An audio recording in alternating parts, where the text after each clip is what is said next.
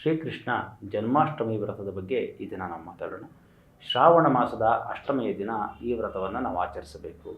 ಈ ವ್ರತವನ್ನು ಆಚರಿಸುವವರು ಉದಯ ಕಾಲದಲ್ಲಿದ್ದು ತಮ್ಮ ಎಲ್ಲ ನಿತ್ಯ ಕರ್ಮಗಳನ್ನು ತೀರಿಸಿಕೊಂಡು ಸ್ನಾನ, ಸಂಧ್ಯಾ ವಂದನೆ, ಮನೆ ದೇವರ ಪೂಜೆಗಳನ್ನು ನೆರವೇರಿಸಿದ ನಂತರ ಶ್ರದ್ಧಾಭಕ್ತಿಗಳಿಂದ ಶ್ರೀಕೃಷ್ಣನನ್ನು ನಾವು ಪೂಜೆ ಮಾಡಬೇಕು. ಈ ವ್ರತವನ್ನು ನಾವು ಮಾಡಬೇಕಾದ್ರೆ ಪಾರಿಜಾತ ಪುಷ್ಪಗಳಿಂದ ಶ್ರೀಕೃಷ್ಣನನ್ನು ನಾವು ಅರ್ಚನೆ ಮಾಡೋದರಿಂದ ನಮಗೆ ವಿಶೇಷವಾದ ಫಲವನ್ನು ಭಗವಂತನು ನಮಗೆ ಕರುಣಿಸ್ತಾನೆ. ಅದೇ ರೀತಿ ನಾನಾ ವಿಧವಾದ ನೈವೇದ್ಯಗಳನ್ನು ಆವತ್ತು ನಾವು ನಮ್ಮ ಕೈಯಲ್ಲಿ ಎಷ್ಟು ಭಗವಂತ ನಮಗೆ ಶಕ್ತಿ ಕೊಟ್ಟಿದ್ರೆ ಅಷ್ಟು ವಿಧವಾದ ಪದಾರ್ಥಗಳನ್ನು, ತಿಂಡಿ ಪದಾರ್ಥಗಳನ್ನು ನಾವು ಶ್ರೀಕೃಷ್ಣನಿಗೆ ನೈವೇದ್ಯವನ್ನು ಸಮರ್ಪಣೆ ಮಾಡಿದರೆ ನಮಗೆ ಆ ಕೃಷ್ಣನ ಒಂದು ಅನುಗ್ರಹ ಪ್ರಾಪ್ತಿಯಾಗುತ್ತದೆ. ವಿಶೇಷವಾಗಿ ಜನ್ಮಾಷ್ಟಮಿಯ ದಿವಸ ಬೆಣ್ಣೆಯನ್ನು ಶ್ರೀಕೃಷ್ಣನಿಗೆ ನಿವೇದನೆಯನ್ನಾಗಿ ನಾವು ಕೊಡಬೇಕು. ಪೂಜೆ ಮಾಡಿದ ನಂತರ ಆ ಶ್ರೀಕೃಷ್ಣನಿಗೆ ಚಂದ್ರಾರ್ಘ್ಯವನ್ನು ಕೊಡೋದು ಪದ್ಧತಿ ಇರುತ್ತೆ. ಚಂದ್ರಾರ್ಘ್ಯವನ್ನು ನಾವು ಕೊಡಬೇಕಾಗತ್ತೆ. ಚಂದ್ರಾರ್ಘ್ಯವನ್ನು ಮಾಡಿ ಶ್ರೀಕೃಷ್ಣ ಜನ್ಮಾಷ್ಟಮಿ ವ್ರತವನ್ನು ಕೇಳಬೇಕು. ಈ ರೀತಿಯಾಗಿ ಈ ವ್ರತವನ್ನು ಶ್ರಾವಣ ಮಾಸದ ಅಷ್ಟಮಿಯ ದಿನ ಶ್ರದ್ಧಾಭಕ್ತಿಗಳಿಂದ ಮಾಡಿದವರಿಗೆ ಆ ಶ್ರೀಕೃಷ್ಣನ ಅನುಗ್ರಹದಿಂದ ಸಕಲ ಸೌಭಾಗ್ಯಗಳು ಮತ್ತು ಎಲ್ಲ ಕ್ಷೇತ್ರಗಳಲ್ಲೂ ಜಯವನ್ನು ಮತ್ತು ಸದ್ಬುದ್ಧಿ ಸುಜ್ಞಾನಗಳನ್ನು ಆ ಶ್ರೀಕೃಷ್ಣ ಪರಮಾತ್ಮನು ಕರುಣಿಸ್ತಾನೆ. ಆ ಮಹಾವಿಷ್ಣುವಿನ ಅನುಗ್ರಹ ನಮ್ಮೆಲ್ಲರ ಮೇಲೂ ಇರುತ್ತದೆ.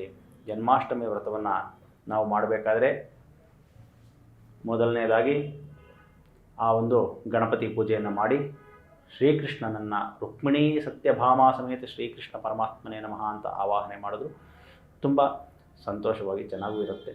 ಅಥವಾ ಶ್ರೀಕೃಷ್ಣ ಪರಮಾತ್ಮನೇ ನಮಃ ಅಂತ ಹೇಳಿ ಆ ಭಗವಂತನನ್ನು ನಾವು ಆರಾಧಿಸಿ ಧ್ಯಾನ, ಆವಾಹನೆ, ಅದೇ ರೀತಿ ಪ್ರಾಣ ಪ್ರತಿಷ್ಠಾಪನೆ, ಮಧುಪರ್ಕ, ಭಗವಂತನಿಗೆ ಸಿಂಹಾಸನ, ಅನಂತರ ಪಾದ್ಯಗಳು, ಅರ್ಘ್ಯಗಳು, ಆಚಮನ್ಯಗಳು, ಭಗವಂತನಿಗೆ ಸ್ನಾನ, ಅಭಿಷೇಕ, ವಸ್ತ್ರ, ಪವಿತ, ಆಭರಣ, ಗಂಧ, ಅಕ್ಷತೆ, ಅರಿಶಿಣ, ಕುಂಕುಮ ಇನ್ನಷ್ಟು ಮಂಗಳ ದ್ರವ್ಯಗಳಿಂದ ಭಗವಂತನನ್ನು ಶ್ರೀಕೃಷ್ಣನನ್ನು ನಾವು ಅರ್ಚಿಸಿ ನಾಮಪೂಜೆ, ಪತ್ರಪೂಜೆ ಹಾಗೂ ಪುಷ್ಪ ಪೂಜೆ, ಅಷ್ಟೋತ್ತರಗಳಿಂದ ಆರಾಧನೆಯನ್ನು ಮಾಡಿ ಪಾರಿಜಾತ ಪುಷ್ಪಗಳಿಂದ ಯಥಾಶಕ್ತಿಯಾಗಿ ಭಗವಂತನ ಶ್ರೀಕೃಷ್ಣನನ್ನು ಅರ್ಚಿಸಿದ ನಂತರ ಆ ಭಗವಂತನನ್ನು ನಾವು ಶ್ರೀಕೃಷ್ಣ ಜನ್ಮಾಷ್ಟಮಿ ಪೂಜೆಯನ್ನು ನಾವು ಎಷ್ಟು ಸಂತೋಷದಿಂದ, ಎಷ್ಟು ಶ್ರದ್ಧಾಭಕ್ತಿಗಳಿಂದ ಆಚರಿಸ್ತೀವೋ ಆ ಕೃಷ್ಣನ ಅನುಗ್ರಹ ನಮ್ಮ ಮೇಲೆ ಅದೇ ರೀತಿ ಇರುತ್ತದೆ.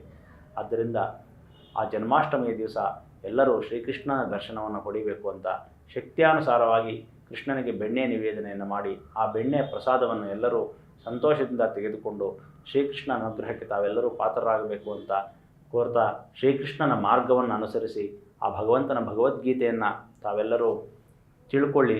ಆ ಭಗವದ್ಗೀತೆಯಲ್ಲಿ ಇರುವಂತೆ ನಡೆದುಕೊಳ್ಳೋದಕ್ಕೆ ಎಲ್ಲರೂ ಪ್ರಯತ್ನಿಸಿ ಆ ಕೃಷ್ಣನ ಒಂದು ಮಾರ್ಗವನ್ನು, ತತ್ವಗಳನ್ನು ಎಲ್ಲರೂ ತಿಳಿದುಕೋಬೇಕು. ಭಕ್ತಾದಿಗಳು ಎಲ್ಲರೂ ಶ್ರೀಕೃಷ್ಣನ ಅನುಗ್ರಹವನ್ನು ಪಡೀಬೇಕು ಅಂತ ಕೋರ್ಕೊಳ್ತಾ ಈ 4 ಮಾತುಗಳನ್ನು ಆಡೋದಕ್ಕೆ ಇವತ್ತು ಆ ಭಗವಂತನ ಕೃಪೆ ನನ್ನ ಮೇಲೆ ಇತ್ತು. ಆ ಭಗವಂತನಿಗೆ ನನ್ನ ಹೃತ್ಪೂರ್ವಕ ಸಂತೋಷವಾಗಿ ನಮಸ್ಕಾರಗಳನ್ನು ಹೇಳ್ತಾ ಇದ್ದೀನಿ. ಅದೇ ಪ್ರಕಾರವಾಗಿ ತಾವೆಲ್ಲರೂ ಶ್ರೀಕೃಷ್ಣನನ್ನು ಇದೇ ರೀತಿ ನಂಬಿ ಆ ಭಗವಂತನ ಲೀಲೆಗಳನ್ನು ತಾವೂ ಸಹ ತಿಳಿದುಕೋಬೇಕು ಅಂತ ಮನಸ್ಫೂರ್ತಿಯಾಗಿ ಕೋರ್ಕೊಳ್ತಾ ಇದ್ದೀವಿ. ಜೈ ಶ್ರೀಕೃಷ್ಣ. ವಸುದೇವಸುತಂ ದೇವಂ ಕಂಸಚಾಣೂರಮರ್ದನಂ ದೇವಕೀ ಪರಮಾನಂದಂ ಕೃಷ್ಣಂ ವಂದೇ ಜಗದ್ಗುರುಂ. ಹರಿ ಓಂ.